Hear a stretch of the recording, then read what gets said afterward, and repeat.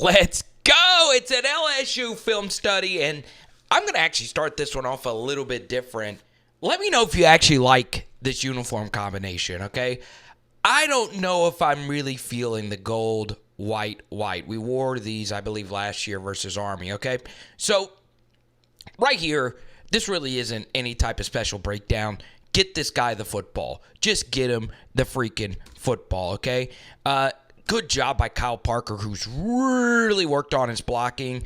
If you want to play as a true freshman, block. And they tried to play him as a true freshman, and he struggled with making these difficult blocks. Now, he does get ragdolled right here, but I don't really care about that. We got a decent enough block from CJ, and then obviously Mason Taylor stole the show with this block. But, y'all, this is not really anything too shocking if you are a PHL subscriber.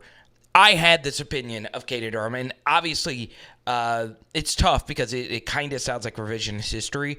I really did think he was year one, very good special, and I have my own recruiting grades on Patreon to prove it. And if you want to see my full game grades from this game, it'll be all linked down below. We also do live streams Tuesdays, Wednesdays, and Thursdays. Also pregame, halftime, and postgame shows. And you know, the pregame show, we always do the first drive after the game starts.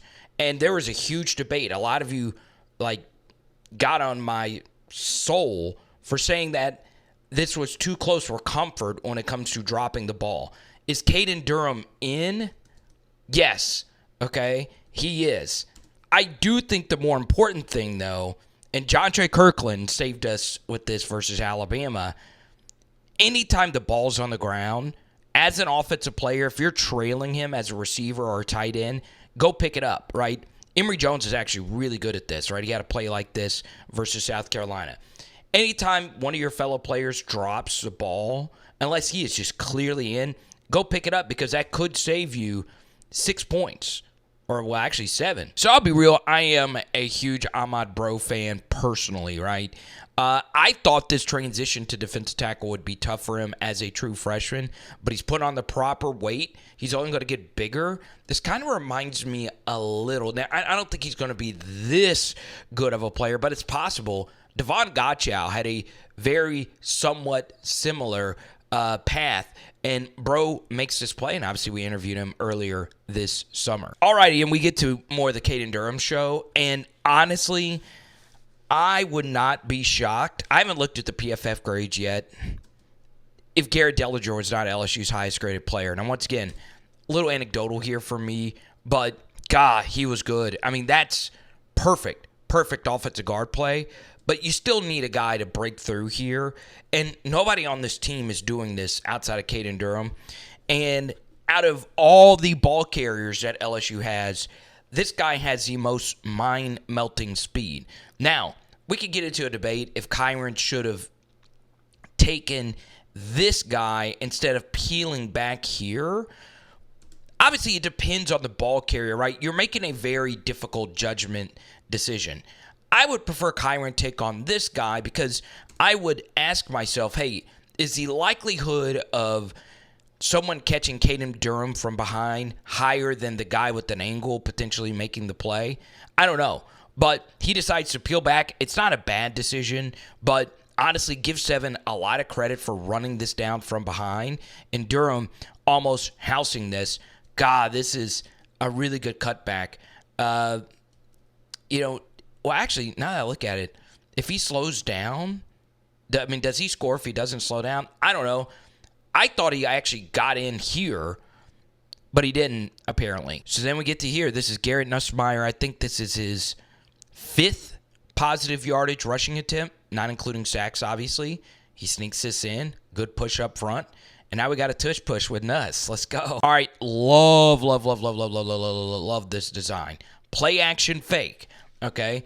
There's no business for LSU to not use play action now with Caden Durham. Okay. LSU had a lower play action rate than most in the SEC.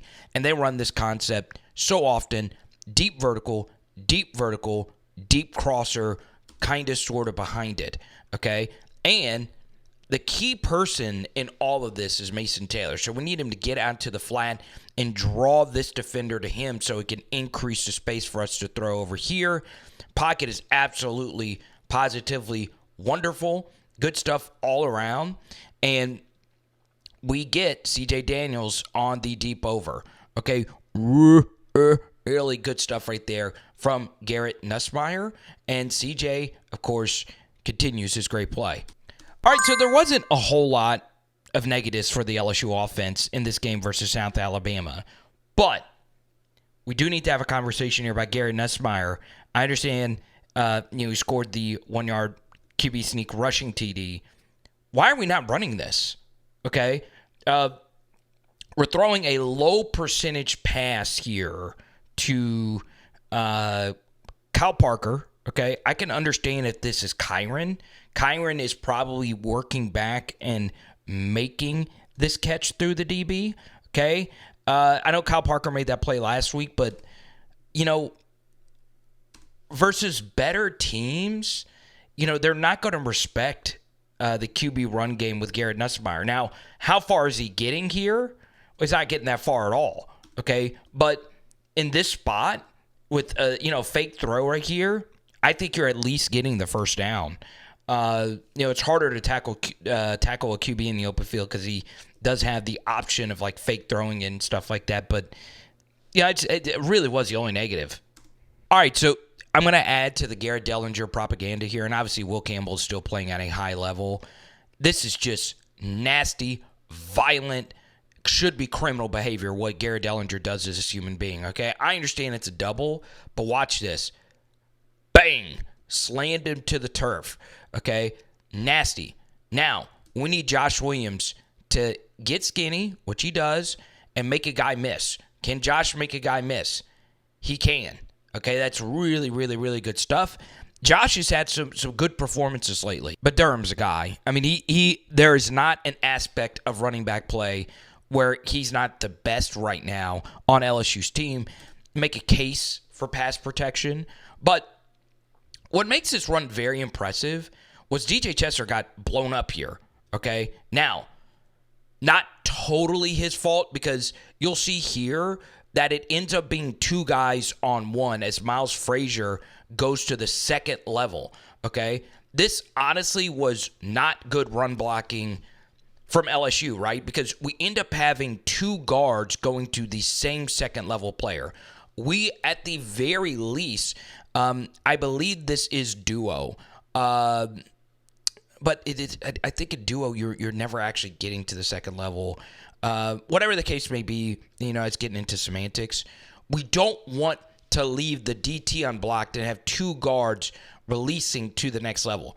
It's really hard to do so. But once again, this is Caden freaking Durham. Okay, look at this. I mean, look at this, people. I mean, look at this. Guy right in his lap. He immediately notices it. No problem. I'm going to jump cut here, not get tripped up, and then get around the arm of this DT who has a 100-pound advantage on me. And then, after doing this, you'll see right here, he does something called getting skinny, all right? After he makes this guy miss, he gets as tight to his blocker's butt as he possibly can and just squirms his way through. I'm telling you, that is really, really, really good stuff.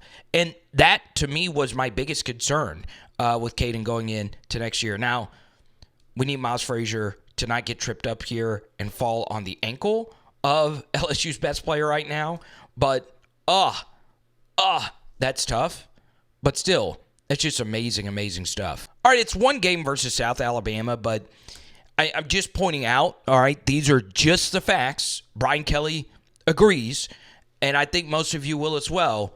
The off-ball linebacker play was not just good, not just great, but freaking sensational. Greg Brooks, Whit Weeks, lights out all game. All freaking game. Let's go, fellas. All right, so Brian Kelly's been hammering home about missed tackles. This shows you the difference between a premier back and a backup back. Now, full disclosure, Josh Williams and the few carries he got on this drive, he made some guys miss. So you see your center here is getting blown up here, and you have a DT right here ready to make the play. So you see Caden The guy is in his lap, right? Makes him miss, no big deal. Then he's able to get skinny and follow his blocks through here and just slithers his way, and then he just runs over this guy. Obviously, it did help. That Deli was just absolutely dominating his guy, and it's a tutty. All right, so let's pick it up on this 3rd and 6. I was not the biggest fan of Joe Sloan's 3rd and medium play calling in this game. We ran a lot of just really, really, really deep stuff. Okay, we do eventually get Kyren open on the backside. But one thing I don't want to happen is Garrett Nussmeier, our 3rd down bailout is always Kyren Lacy, right? If it's 3rd and medium, we always want to get the ball to Kyren because, this linebacker here, I think was supposed to be playing underneath Kyren right here. Instead, he's playing these flats, and there's nobody there. So this is one of those instances where a better defense isn't going to give us pitch and catch like this. Now, there's a better 3rd down conversion later in this game. And before we get to Kyren's ridiculous run after the catch here, you'll see right here that we're actually running a scissors concept here to the right side, and they are just over the top of this, okay? I'm not the hugest fan of these 3rd and 6 deep shots, right? Maybe you could put an option route on this to where if they are bailing this far back, you just turn and stop, right? And let's just take advantage of the space. But either way, this still is good quarterbacking. Don't get it twisted. It's just other teams are not going to let us play pitch and catch with Kyren quite like that, quite easily on 3rd and medium. Now, this run after the catch is utterly ridiculous from Kyren Lacy. I know he had a drop a little bit later in this game, but he almost turned that thing up for, an even bigger gain. That's good stuff. All right, so we had another Caden Durham run to the right side that got us to this spot. And the QB draw game is always fun in the red zone, okay? Obviously, look,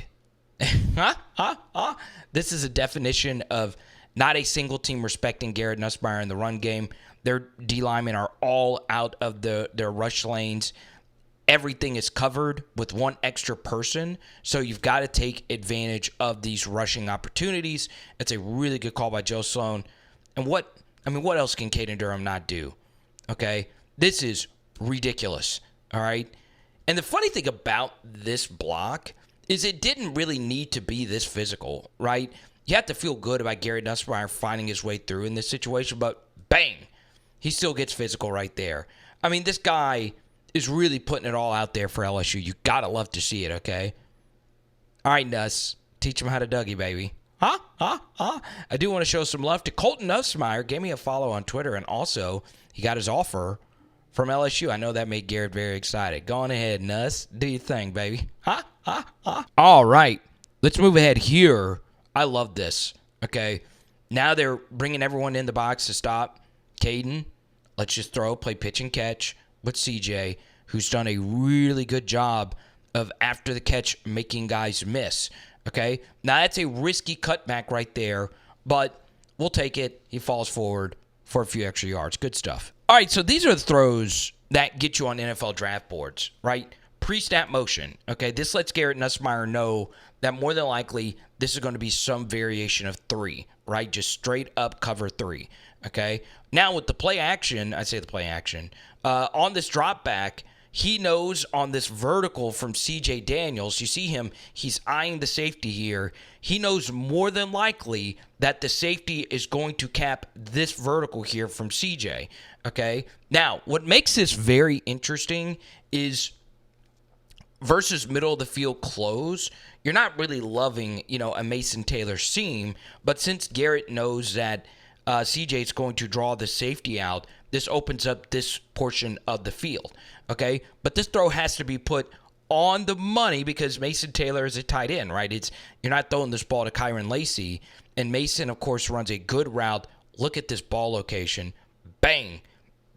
Not only does he hits him in stride to allow Mason to fall forward for an extra 10. Good stuff. One thing about CJ Daniels, I know I've been singing his praises quite a bit. He has done a good job, and Malik was really good at this last year as well, at getting other people open, right? Sometimes it's not about you getting all the targets, all right? So Garrett sees this, and as a quarterback, you are taught when the linebacker's back is directly to you that this is open, okay? So this looks like a lot of anticipation.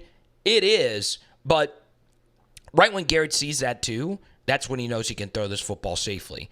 All right, but it's still ridiculous anticipation. Look at where he is and look at the ball location right down the freaking hash. Y'all, that is ridiculous.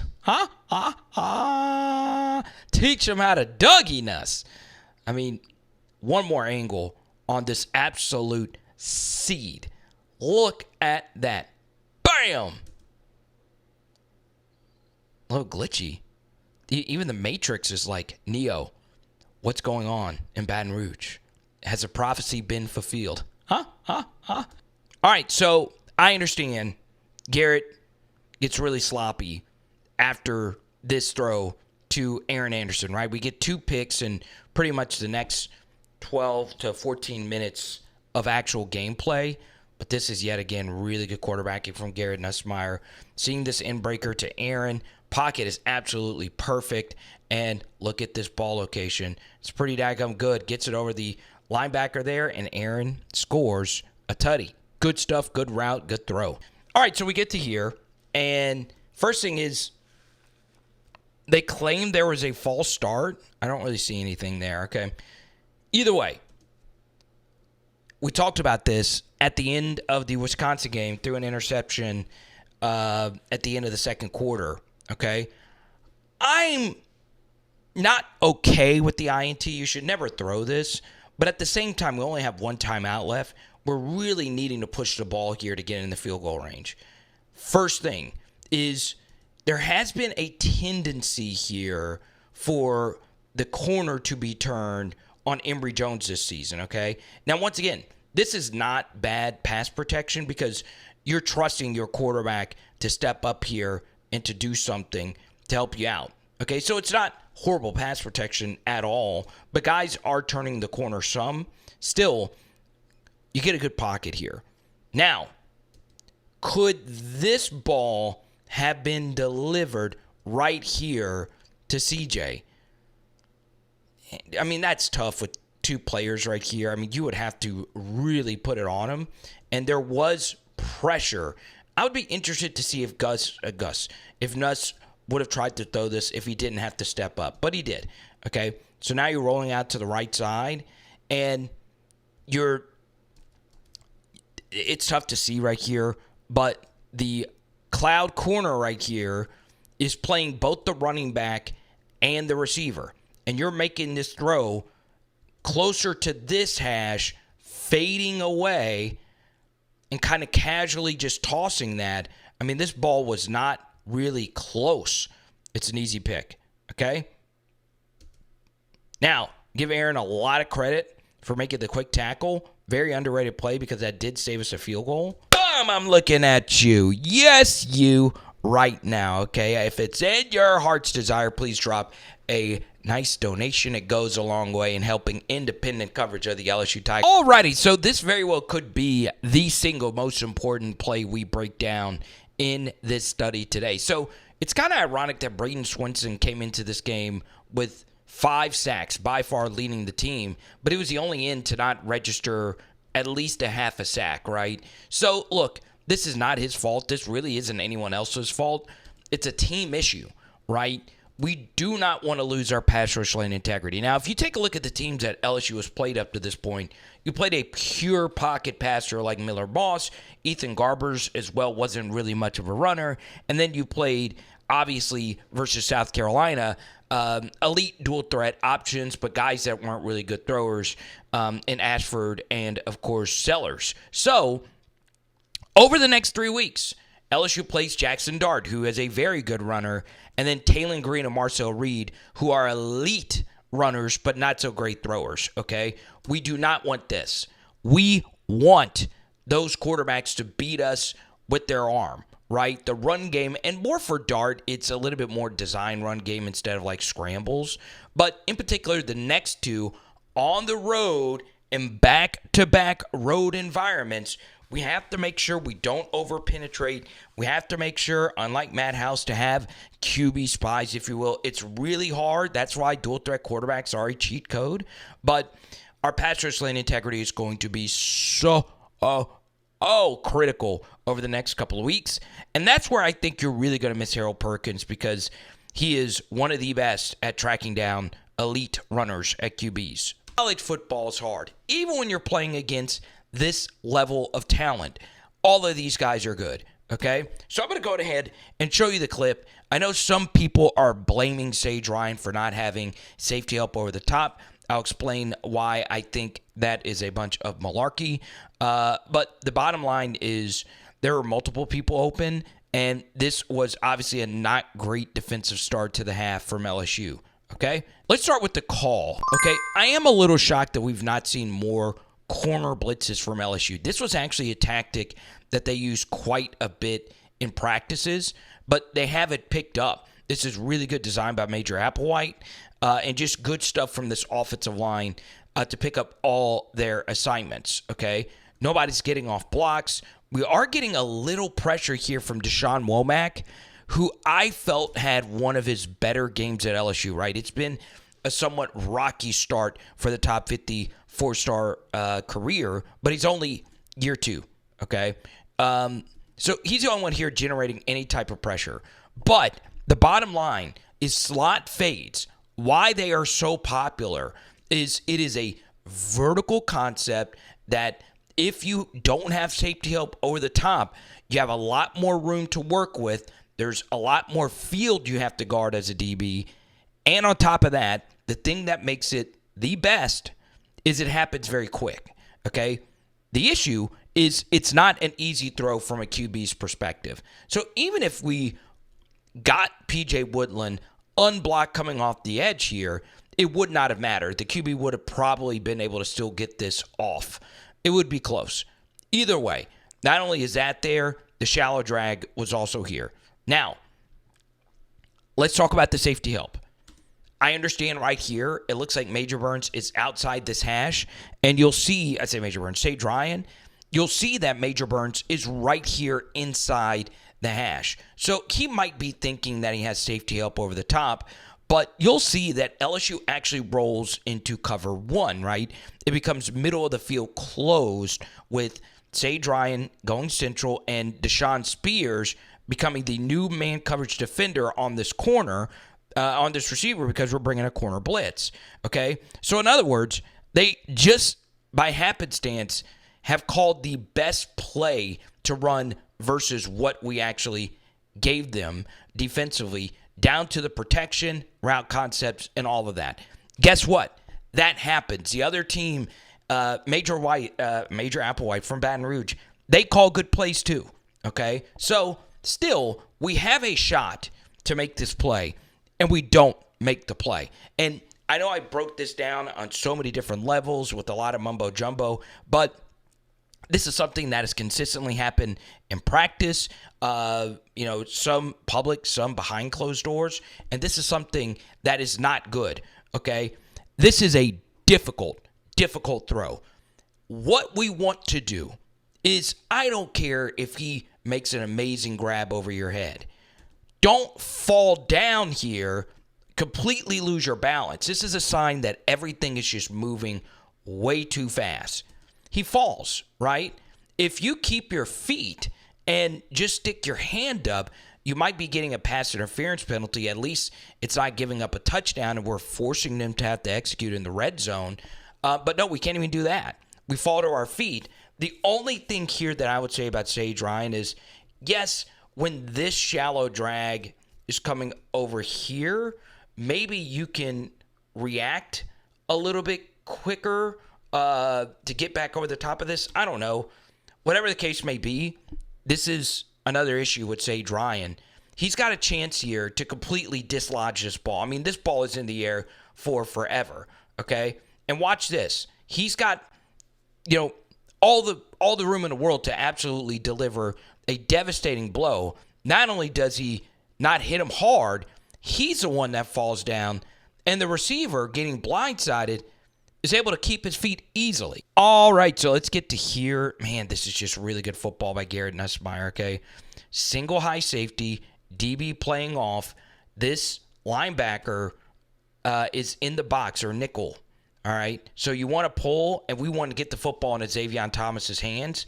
Good things have happened when that's happened, and we know he's going to break this first tackle. I mean, that's just a given, right? He's just really, really gifted with the football in his hands, and he falls forward for an extra 10. All right, so let's talk about this GARRETT NUSSMEIER interception, okay? So let's first start with the concepts. I'm not the biggest fan of this play call by Joe Sloan, okay? So they're running a go from the number 2 right here, and then the number 1 and the number 3 are just running stops, right? I don't get these concepts. I really, really, really don't. We're staying static. It's very easy to guard against this. There's no way Garrett is throwing this on 3rd and 10. And like I said, I prefer in these situations to have some type of shallow in-breakers as an answer, right? If you're going to run a stop, like stop right here. That's what they were expecting, that this guy was also going to come to a blitz, come on a blitz, but not like just stop right here. Just not a good play design. You're making ourselves very easy to defend. So GARRETT NUSSMEIER says, look, I'm going to work backside here to Kyren, and it's just, it should never be thrown. It just shouldn't be thrown. All right, so then we get to here. Starts off flicking right. All right. It's really hard to go from all the way over here to then repositioning yourself over here. Okay? So dot. There was no middle read either. So now you're working all the way backside. And you can see there's a little pump here. Okay? That little pump. Okay? And then, crow hop, step into it. Obviously not Garrett's most mechanically sound throw. You can see it's a little casual. Foot isn't really in the direction of the target. It's kind of off to the left here, and that's why I feel this ball was behind Kyren. It's just not a good throw. It really is not a good throw, and QB mechanic experts, feel free to correct me if I'm wrong, okay? Alrighty, so we get to here, and the big discussion is, why haven't we benched Major Burns yet? So we bench him, and Jordan Allen, who actually started the season and has kind of, disappeared, he's now out there, okay? We bring Kylan Jackson in, who's the nickel, essentially the star to replace Major Burns in a way. Now he's in the game, okay? And I'm guessing he's the QB spy. So we're running some exotic pressure here, and we actually do get what we want, unblocked A-gap pressure, okay? Once again, the issue is these slot fades, they happen really fast, and they're easy to throw with the anticipation. So basically, you just got to be able to make a play on it, and we're not able to, right? The pressure here works, okay? It's a good job by Ahmad Bro eating up these blocks. Could Gio Paez have been around here a little bit tighter? Not really. I mean, of course, we would prefer a faster player in this spot, but he's through there, and he does a good job, obviously, not hitting him, okay? Now, everybody else has their guy locked up. Let's go back to when this ball is actually thrown, okay? This just comes down to foot speed, y'all. That's all it is. Now, this is difficult because you're on the back pedal, and you are on an island out here as a safety, okay? This is difficult, but look at when this ball is being thrown. He's on top of this, right? It's just athleticism. That's basically what this throw came down to. And when you throw the ball going this way instead of vertically, it makes it even more difficult for this DB. Number one, it's just harder because it's kind of the ball location is kind of blindsiding you. If you just throw it vertically, the DB can actually just see it. But when you're throwing it like this, it's harder. And then the second thing, if you throw it like that, it's hard for the safety to come help. And you'll see Jordan Allen is just cleanly burned. This ball is really well thrown. At least he didn't fall, but it's still an explosive pass play. To this 4th and goal, and it's Whit Weeks again making a play. Okay, it's really incredible how good of a game this guy had. Him and Greg Penn, right? So we'll see if these two can continue that. They're going to have rough games because of the lack of depth behind it, but I am excited about Debo Atkins moving forward. This is a good job by the DT Paez stretching this out, and that gives Major Burns that much more time to come up here and make this play. Now, is Milroe probably pounding that in? Maybe. Okay, that's just a really, really good stone job right there from these defenders. Good stuff. Want to show some love to Aaron Anderson, man. I did not expect this from him at all this year. I thought he could be a really solid player, but I just don't know what role Chris Hilton's going to even have when he comes back other than just a field stretcher. Aaron makes this guy miss, and the thing that makes it very impressive is he's making these guys miss easily. Notice they're not even close to him, barely even touching him. I mean, that's 4 guys he made miss right there on a simple throw into the flat. All right, so we get to this 3rd and 12, and this is just really, really, really good quarterbacking from Garrett Nussmeier. Okay, he knows that this overhang defender is going to go right here to Mason Taylor. And look at when Garrett's deciding to rip it. Once again, he feels sometimes too comfortable with Kyren Lacy, but look at when he's ripping. Okay, that's really good quarterbacking, that ball was already being delivered. That's NFL level anticipation. Good stuff. Makes a nice throw. And you can see it here. All right, you can see Kyren's back, and this is when he's ripping. That's really good. All right, so this also shows you a drastically different style of quarterbacking, right? I would say 4 out of every 5 quarterbacks in college football are toting this 3rd and 9, okay? Nothing is open, all right? You could make a case that you could throw. No, nothing's there. Nothing is there, okay? So Garrett has to run for it, right? Most quarterbacks here, Milroe, that obviously Jaden would, but Garrett is a thrower, right? That's just who he is, okay? Look at this throw. Off his right foot, ball location. Look at where that is. Insane. It's insane. Really good stuff. All right, so 1st and 15, we had a penalty on DJ Chester. And one guy that had kind of a tough night was indeed DJ Chester, okay? So this is an RPO, and it's a deeper RPO. It's a longer developing RPO. So these things take time, okay? Guy is breaking through right up the gut. All right, so Garrett has got to make a difficult throw, all right? And look at this throw. DT right there on top of him, and Garrett gets it over this guy and hits Kyren right in the chest. Okay, yeah, the picks were really bad from Garrett Nussmeier, but there's also some majestic throws such as that one. Okay, so pistol to the right, and we'll end on this, right?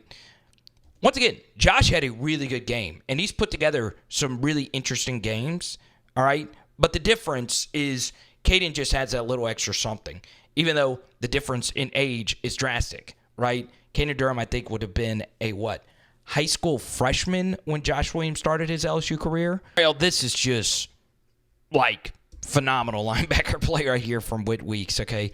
This is not easy at all right? So they take Greg Penn out, and they bring in Xavier Debo-Atkins, okay? So he's bailing out, and it's Whit Weeks, honestly, head-to-head versus a center.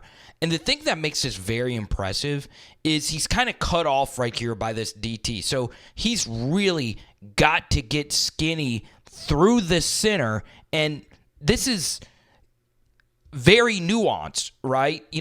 I'll save a little extra commentary for the Discord for this play right here, okay? But see how he chopped that arm down right there to get in there and curve through the center right here to force this play.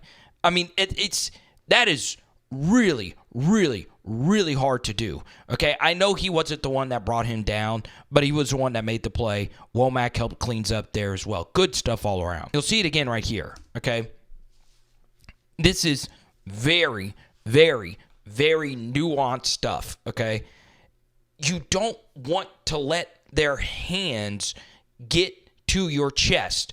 Okay, so see how he swipes that arm and chops him down and then dips around the corner. Okay, you've got to do that. You've got to get their arms off of you. All right, and that's what helps Womack get there. And good stuff by Relaford staying central there. It's just really, really good rushing from all four of these guys. Good stuff. Alrighty, so in the backdrop, you get some Ricky Collins reps, and we will put a bow on this game and give you some micro and macro analysis. So blame me at halftime for two things. All right, the first, Georgia almost pulled off that upset, but thank me, because in the post-game show, they told me to start watching the game, and right when it happened was when the Ryan Williams play went down, okay? And a lot of you have been asking me in the Discord and on Twitter and text and all that, who on our team can guard Ryan Williams? And the answer is, I don't know if anybody has anyone that can guard Ryan Williams, right? It looks like he is on a Malik Neighbors trajectory. But the bottom line is, I want to just focus on this game for right now, okay? But the big thing was at the halftime show, I said I was so happy to see LSU put together a dominant half, and I thought we were just going to run away with it in the second half. But that's not what happened, right? You know, you end a half on a pick, you have a third quarter pick, you're getting burned on slot fades.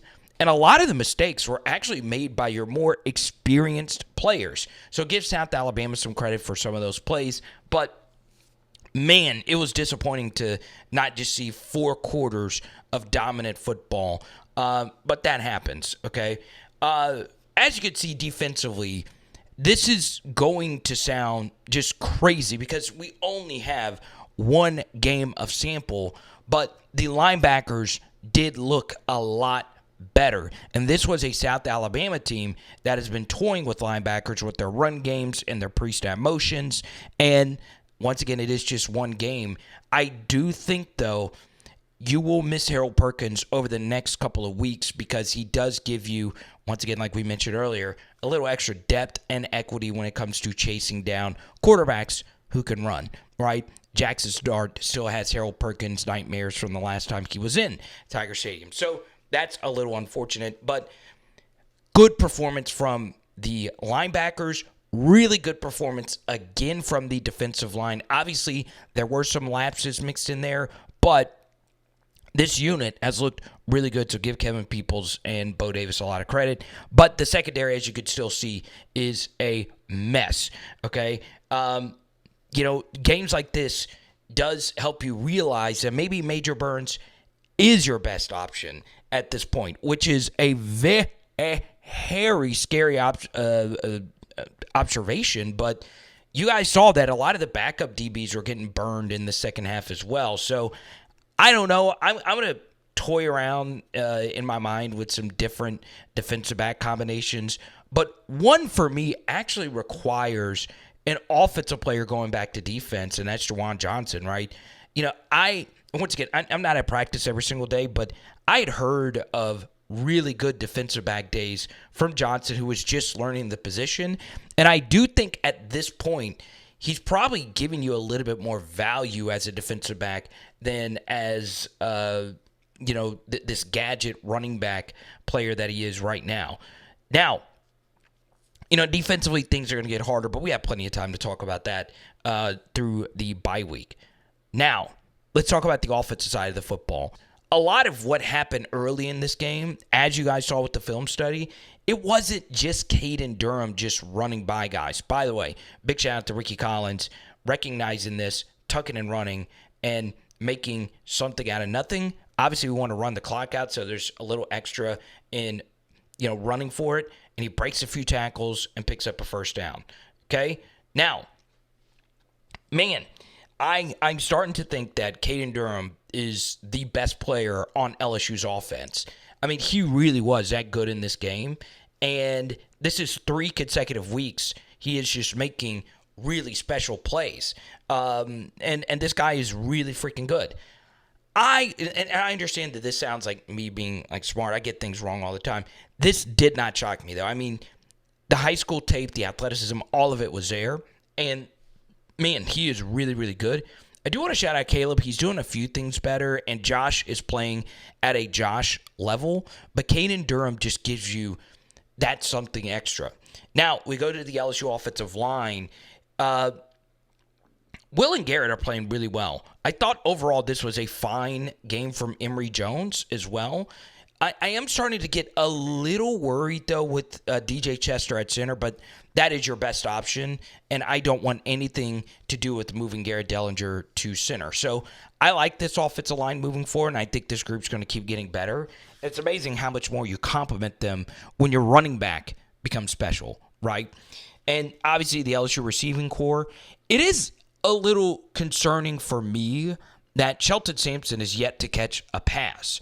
I would have liked to have seen him catch a pass for his confidence moving forward. I know the Chris Hilton situation is very fluid.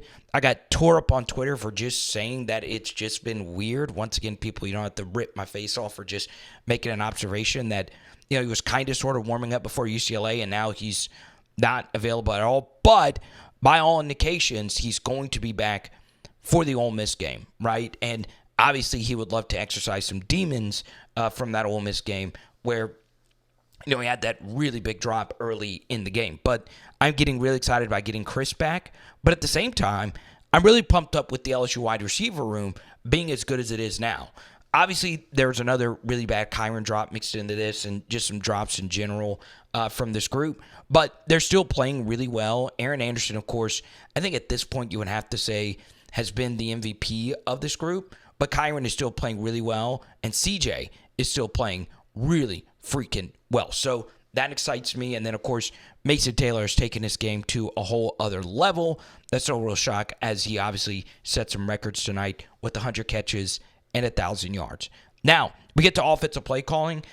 It was good, right? I thought it was good. Obviously, there's some third down things that we pointed out in the film study that I thought could have been a little bit better. But overall, I think Sloan was fine. I think the defensive play calling as well was fine. We just got to have guys in our secondary to go out there and make plays. And, of course, in a blowout game, you really don't need a whole lot from your head coach, right? You just need to steer the ship. But it gets into kind of the killer instinct thing that you're winning by so much at halftime. You're expecting the score to be, in the high 50s. And you kind of let this team hang around, get some momentum in that third quarter. And a lot of you were asking during the halftime stream and stuff like that, hey, why are we pulling guys sooner? Well, you see that this LSU team isn't as deep as you probably initially thought it was going to be. And then on top of that, South Alabama, after that touchdown, they're able to get some momentum. This is a team that could score points quickly, so there you go. But overall, Brian Kelly had the team ready to play. And so far, against non-Power 5 teams, all right, Brian Kelly, in 8 chances, has covered the spread 7 times. That is really impressive, and obviously the only time was versus Nichols on short rest flying cross-country from Vegas. Now, we get to the last, but certainly not least, the most controversial topic of every video. How good was Garrett Nussmeier? Now, it's weird how quarterback analysis can be, all right? Throughout Jaden's entire tenure, okay?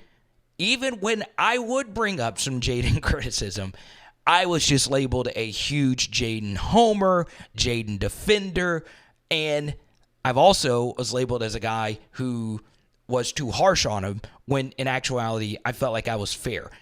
I am as fair as I possibly can be with Garrett Nussmeier, right? And I feel like it's just stating the obvious, hey, don't throw interceptions. But the end of the second quarter, I mean, you're trying to drive the football. You only have one timeout. I can understand trying to force that ball in to a certain degree, but you still should never throw it, right? Then the second half interception was just bad. You just shouldn't throw that. But at the same time, I also did not like that play design at all, as you guys saw in the breakdown. So the question is, were there any other turnover-worthy plays from Garrett Nussmeier that I saw? Yeah, I mean, there were a few kind of iffy ones, but for the most part, it was a clean game from Garrett Nussmeier, and you wouldn't have ever thunk that he set a career high in passing yardage in this game, which then goes back to Caden Durham, right?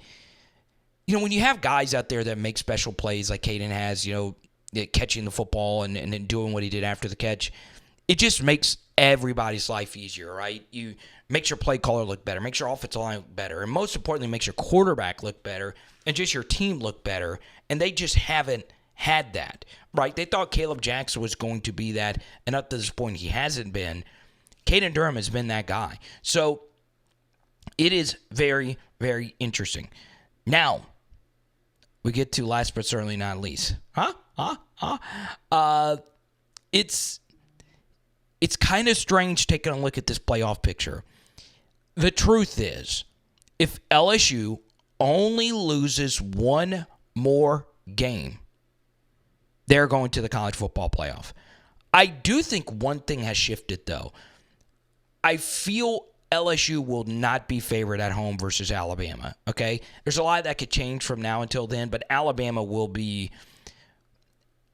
4.5, 5-point favorites coming into Baton Rouge, more than likely. So that changes. I still think LSU will be an underdog at Texas A&M as well.